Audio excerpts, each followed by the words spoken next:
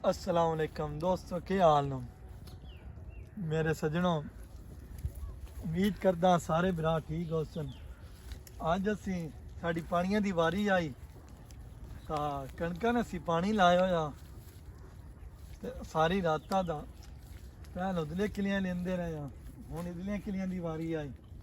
ठंडी रात, पानी भी कोई ठंडा गर्म, बड़ा औखा काम है। एडा सौखा काम नहीं है कि बंदे आप देना कि पिंडा वाले जड़े हैं वो बड़े सुखी हैं। सुखी जरूर हैं लेकिन इन जिस राती ठंडू पानी लाना, खोबे में खाद सटनी, अं असी खाद सटनी है, बीज थोड़ा थोड़ा सटना। इन्हें केड़ियां गल्लां दा पता। डोक लाने अं वेख हुण साडा डोक भी रुड़ गया, जिन्हों हुण मैं लाऊंगा विच वड़ के।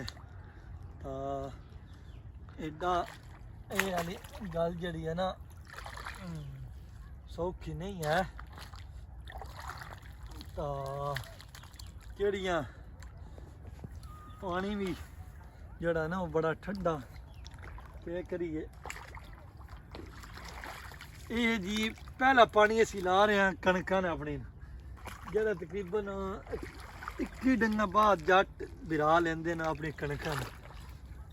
ते खाद अज असी जड़ी सट्टी है ना वो असी एक नवा फार्मूला आया यूरिया प्लस चद्दर फर्टिलाइजर कंपनी है उन्हां दी तरफों, ते वो भी तुहानूं असी विखेनी आ।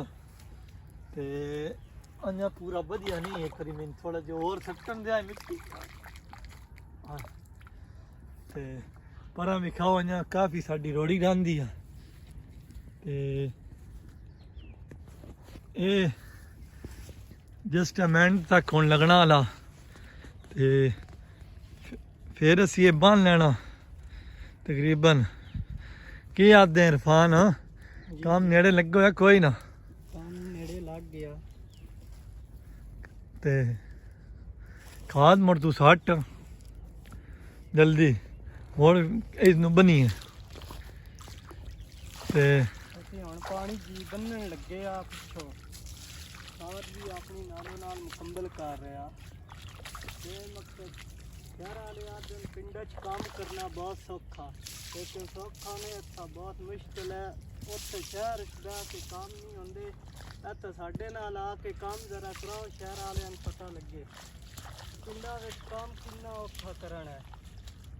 ਇੰਨੀ ਗੱਲ ਹੈ, ਸਾਡੇ ਨਾਲ ਵੀ ਖਾਦ ਸਟਾਉਣ ਨੂੰ ਪਤਾ ਲੱਗਾ ਪਿੰਡਾਂ ਵਿੱਚ ਕੰਮ ਕਿੰਨਾ ਔਖਾ। ਨਾਲੇ ਮਾਸ਼ਾਅੱਲਾ ਮਾਲਟੇ ਜਿਹੜੇ ਨੇ ਬਿਲਕੁਲ ਮਾਸ਼ਾਅੱਲਾ ਪੱਕ ਚੁੱਕੇ ਨੇ। ਆਖਰੀ ਮਰਲਿਆਂ 'ਚ ਇਹਨਾਂ ਨੂੰ ਆਖਰੀ ਪਾਣੀ ਦਿੰਦੇ ਪਏ ਬਾਗਾਂ ਨੂੰ। ਤੁਸੀਂ ਮਾਲਟੇ ਵੇਖੋ ਹੁਣ माशाल्लाह बिल्कुल साफ सुथरे पक्के खलोते हैं। कुछ वायरस की बीमारियां भी हैं कि जड़ियाँ बागां ने इस वारी पै गए। साढ़े तो कोई बाग बची हुई है, पर अवाड़ियाँ गवाड़ियाँ कोई लगदियां दे बाग जड़े हैं ना वो बड़े खराब होए न। तो जट बड़ा परेशान, अल्लाह ही है बस कि जेड़े जट दे जिगरे हैं ना वो आदे मज्जी बराबर आंदा। ते क्योंकि फसल पक वंजा ते फिर फसल हो वंजा खराब, तो बंदा बड़ा मायूस होंदा। लेकिन मायूसी कुफर आ। तो जट जेड़े न वो इंज मायूस कदी नहीं होए। ओ जिस टाइम एक बारी अल्लाह ताला उन्होंने भाग लेंदा फिर वो हरे भरे हो वेंदे। तो माशाल्लाह सुबह का टाइम हो गया तकरीबन 8 साढ़े 8 9 दे कोल टाइम अपना आला। ते अच्छा जी कुछ गल्लां फितरत दियां कानून दियां। अल्लाह का कानून है कि जेड़ा तुसी शै बोनी है ना, जेड़ी शै तुसी बीजनी है उह शै जेड़ी होनी है ना उह काश्त उगनी है। असी कणक बोने, कणक जड़ी शै ओह्दा फसल काश करनी आ, ओह् असी ओह्दा फल चोना। इहो गल है कि इंसान इस दुनिया के अंदर जेह्ड़ी गल जेह्ड़ा कम्म उस करना ना बैड़ा होया ये आ चंगा होया उस अपनी जिंदगी के अंदर जेह्ड़ा नहीं उन उस अपना कट्टना ही कट्टना क्योंकि एक चीज़ मुद्दत है ना कि एक मुद्दत होनी आ कि मुद्दत तो बाद एक फसल जेह्ड़ी है ना वो ख़त्म हो वेंदी उन इंसान जेह्ड़ा ना हूँ कनक है कनक अज असी बोई आ इस कुछ डंगन वड़े होना फिर इस भी वड़े होना वड़े हो के आखिर पक के उस ये कटनी कटनी आ ते इनू असी अपनी वाड़ लैनी आ इहो गल आ कि जेह्ड़ा इंसान किरदार इंसान दा बंदे दा किरदार चंगा या भैड़ा या इंसान जो कुछ इस दुनिया के अंदर जेह्ड़ा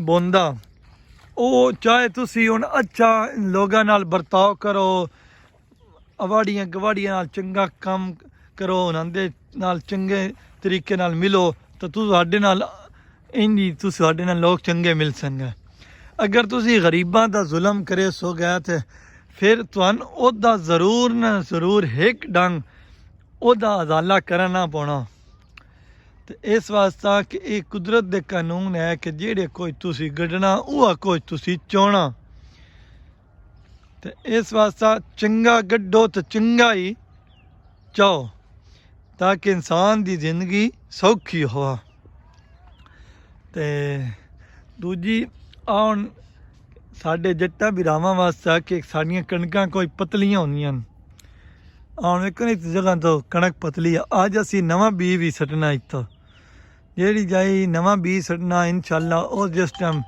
ਉਗ ਪੈਣਾ ਉਗਦੀਆਂ ਹੋਇਆਂ ਬਾਅਦ ਚੋਂ ਇੱਥੇ ਜਿਹੜੀ ਆਉਣਾ ਸਾਹਮਣੇ ਪਾੜੇ ਤੋਂ ਦਿਸਦੇ ਪੈਣ ਨਾ ਇੱਥੇ ਹਰੀ ਭਰੀ ਕਣਕ ਜੰਮ ਪੈਣੀ ਆ ਅੱਲਾ ਦੇ ਹੁਕਮਾਂ ਨਾਲ ਕਿਉਂਕਿ ਕੁਝ ਵੱਤਰ ਸਾਡਾ ਖੁਸ਼ਕ ਹੁੰਦਾ ਨਾ ਜਿਹੜਾ ਖੁਸ਼ਕ ਵੱਤਰ ਹੋ ਬਣ ਜਾਣਾ ਉਹ ਤਾਂ ਸਹੀ ਕਣਕ ਨਹੀਂ ਜੰਮਦੀ ਤਾਂ ਜਿਸ ਟਾਈਮ ਉਹਨਾਂ ਪਰੇ ਸਹੀ ਕਣਕ ਸਾਹਮਣੇ ਜੰਮੀ ਹੋਈ ਇਹ ਉਰਾ ਨਹੀਂ ਸਹੀ ਜੰਮੀ ਹੋਈ ਇਹ ਜਿਸ ਟਾਈਮ ਨਹੀਂ ਜੰਮਦੀ ਨਾ ਤੇ ਪੂਰੀ ਜੋਬਨ ਨਾਲ ਤੇ ਫਿਰ ਅਸੀਂ ਉੱਤੋਂ ਇਹਨੂੰ ਪਾਣੀਆਂ ਕਣਕ ਕੋਈ